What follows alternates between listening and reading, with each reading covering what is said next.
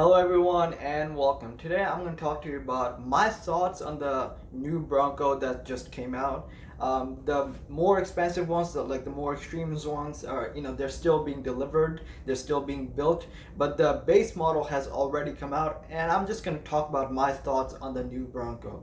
So I think the Bronco design-wise looks extremely cool. It's one of the best looking SUVs in my opinion today on the market.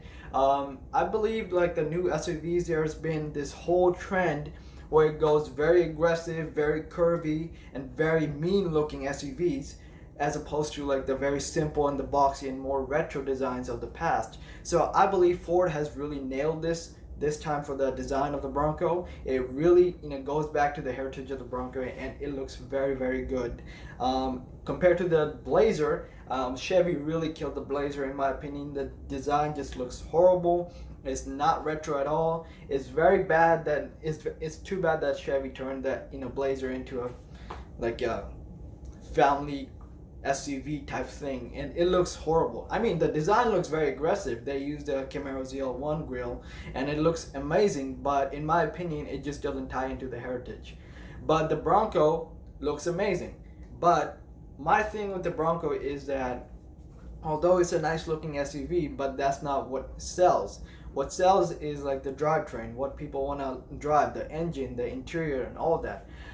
For the most part, like most people don't really take the Bronco or any kind of vehicle off road majority of the time. They just bring their family in. They take road trips and stuff.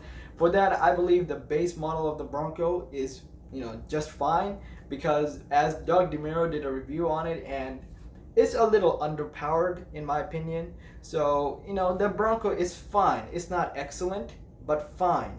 But the more expensive ones, like the extreme off-roading ones, I believe they're a very good buy, because they have big tires. You can take them off-road. You can go on desert. You can go on mud trails, and it's a good buy compared to the Jeep Wrangler. The Jeep Wrangler has been in the market for a very long time, and I think it's a good transition away from the Jeep Wrangler because people want to try something new. So the Bronco, I think, works really well in this case. But there is a thing with the engine, because the Bronco right now offers four-cylinder and a V6 for the more extreme ones. So in my opinion, it's a little tough sell, because the Raptor, the first generation Ford F-150 Raptor, had a V8, and people really like that Raptor because it can tow, it can go off-roading, it can basically do anything on the road and even off-road. So people really like that first generation, and when the second generation came in, it's just as capable, if not more. But some people did complain about the sound, like the EcoBoost motor just did not have that extra factor in my opinion.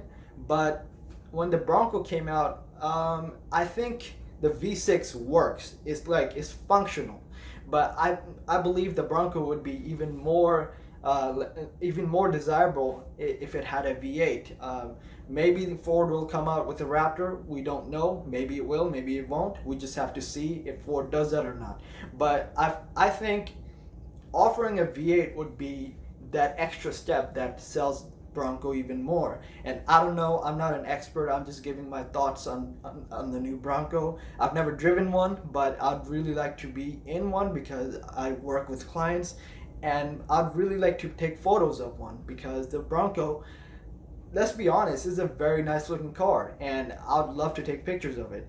So a V8 in a Bronco would be the perfect blend of off-road and having an SUV that can haul stuff and take your family on a road trip and stuff, because a V8 in a Bronco and all that off-road capability, I think, is a very good blend of everything.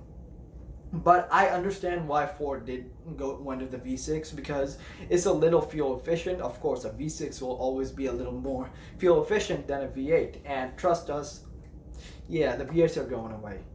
The V8 has kind of been the dinosaur engine of the past.